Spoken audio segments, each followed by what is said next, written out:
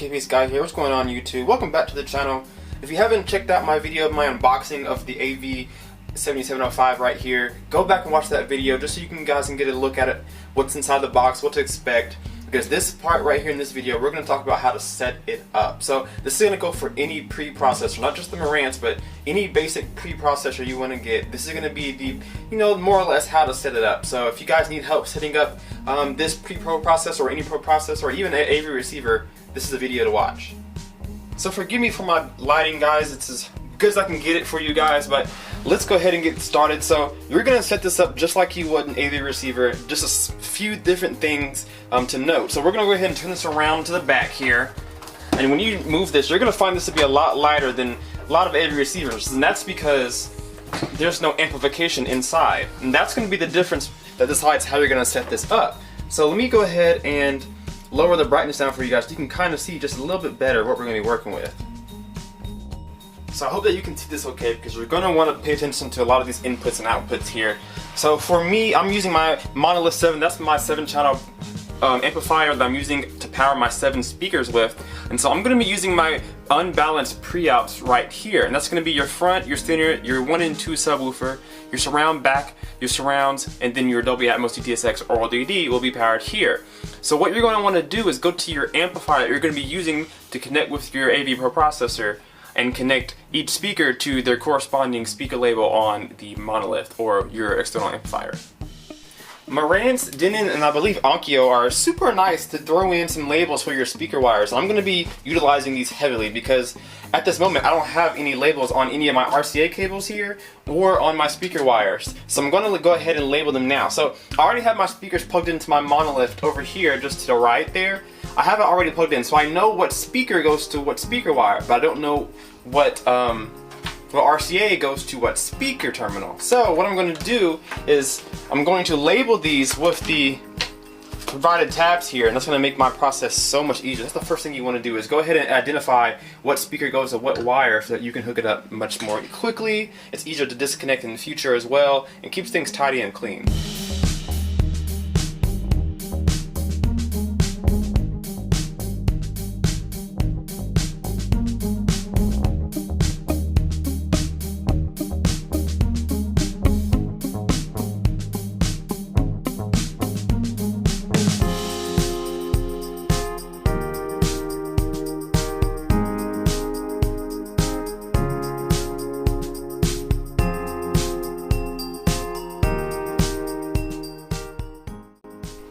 Now I have all of my RCAs labeled with labels on them, so they're easy for me to figure out where the connections go to now and in the future. And the reason why I connected them to the RCAs instead of the speaker wire themselves is because I have my speaker wire already plugged up to the Monolith right now. So I know where all the speakers are going when it comes to this. I have to label these so I know where they're going from the Monolith to the AV processor right here. So now that I have them labeled, we can go ahead and start connecting them to the processor. So in my case, I'm running a 5.2.4 system in my home theater at the moment, and so I'm going to be utilizing these cables to run that. And now that I have them labeled, it's going to be super easy for me to figure out where they go. So this is the surround left here, which in this case is going to be one of my hype channels, should be my front channels, because I'm not running surround backs, I'm running Atmos with 5 channels on the floor level. So I'm going to just plug these in to the corresponding areas. So we have our center channel here, and our center channel will be plugged right there. We have my front right, so that's going to plug right there. Now we have my surround right, that's going to plug right here.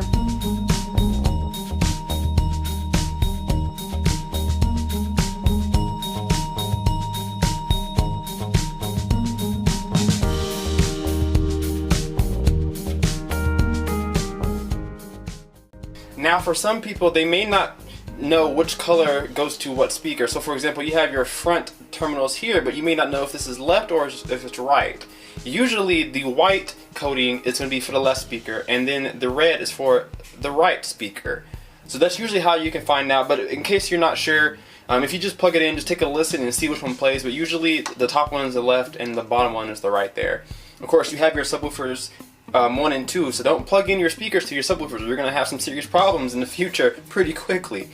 So you make sure you localize where the subwoofer outputs are, because you do not want to plug in any of your front, rears, center, or anything like that into that sub output, or you're going to feed your center channel or whatever speaker you plug into there your sub information, and that's going to harm your speakers for sure.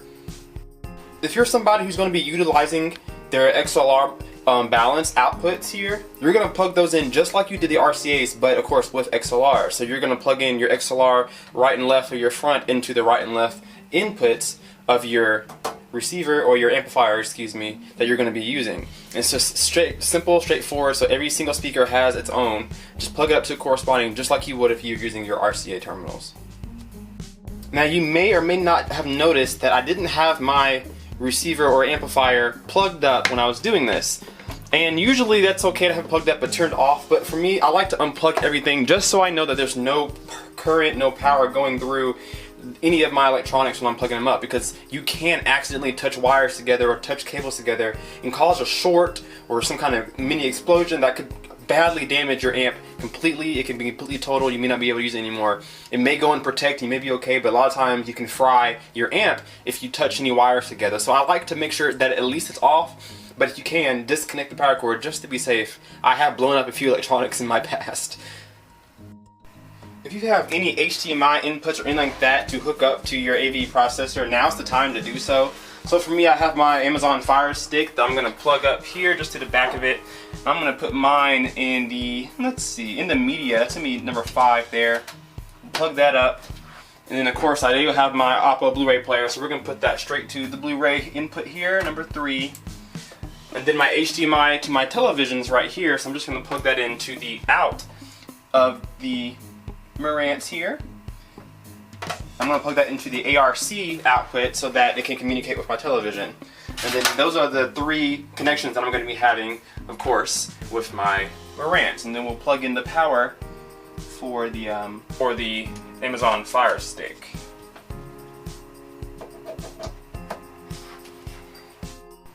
Now that's going to be it for this video, guys. That's pretty much how to set up an AV processor.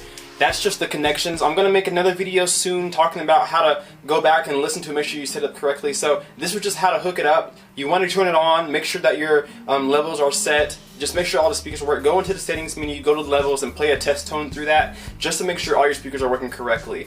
But make sure you stay tuned for my next video, because we're going to talk about how to set up an AV processor as far as configuration, 7.1, 5.1, Dolby Atmos, Odyssey, all that good stuff. We're going to talk about all that stuff in the next video. So if you enjoyed this video, if you found it helpful at all, make sure you leave a like, leave me a comment down below. What are you using in your home theater? Are you using an AV processor, or are you using a receiver, and which one? Let me know down below in the comments, guys. Hit that like button and make sure you're subscribed to stay tuned for more great videos. We'll see you soon, guys. KPaceGuy out.